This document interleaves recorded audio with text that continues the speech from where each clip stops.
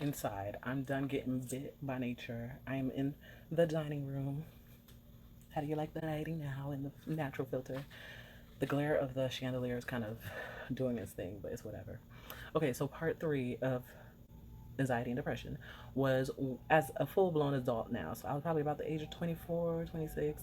At this point in my life, I took a long break from college, and it allowed me to grow up and mature. So at this point, I put myself back into college, a different college at this point, of my choosing and willingness, and I was fully dedicated to the field of psychology and counseling. And also, I was doing some spiritual rediscovery, I guess. So I did also get baptized. Really, one part of my wig that just keeps lifting, you guys. And if my wig was like tilted this whole time, and I had to put it in a bun because I'm hot and sticky. So yes, also at this point in my life, I was intentionally dating. So meaning dating for marriage. So if you were not serious, bye-bye. Not to sound like bougie or whatever it is, or a gold digger, but I used you for what you was good for, and not sexually, you guys. It was not like that. Yeah, I just had guys that took me out on dates, paid for stuff, gave me money, sent me food for college. Like, it was just weird stuff like that. And that was it. Sorry, you guys, if my audio isn't lining up with the actual visual. Don't know what's going on. I'm sorry. Just listen, I guess, to it, because I know it bothers me when I'm watching the video and it's off. So I'm sorry. I tried to fix it during editing, and okay.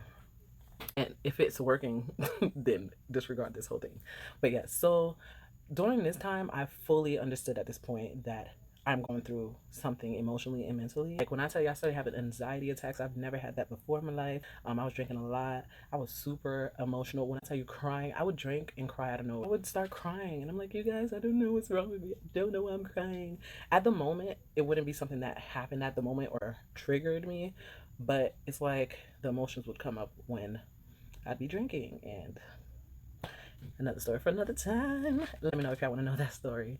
But yeah, so I remember now at the new college that I went to, I transferred all my whatevers. That's another story too. Like, my whole college experience was just, it's more like, okay, God, I see what you were doing. But anyways, during one of our, we used to role play in one of our counseling classes. And after that class session that night, I was like, whoa, woe is me. I need counseling. Fast forward, I eventually graduated college. I was baptized at this point. I fully understood at 26.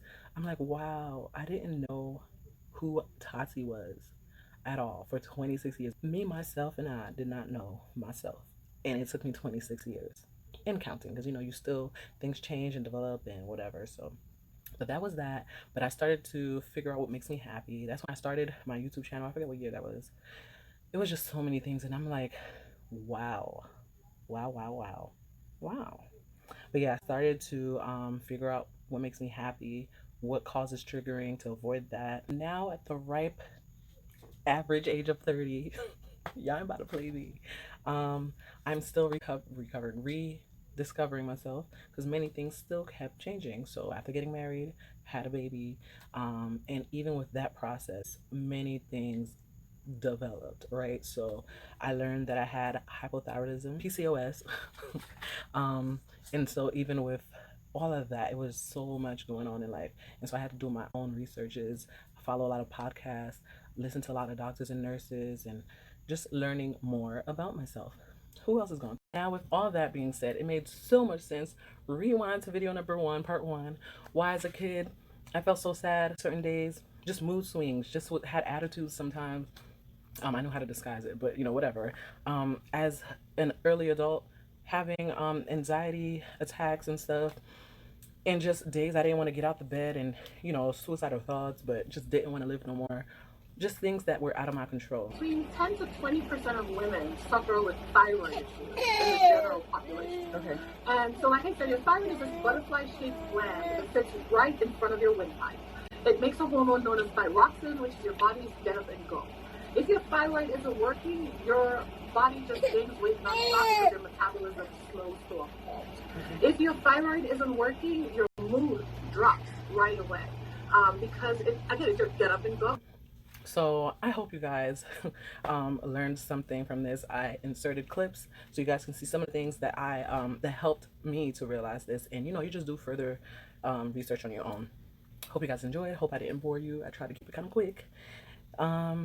Like, comment, and subscribe. Y'all know that Zillio. See y'all in the next video. Bye bye.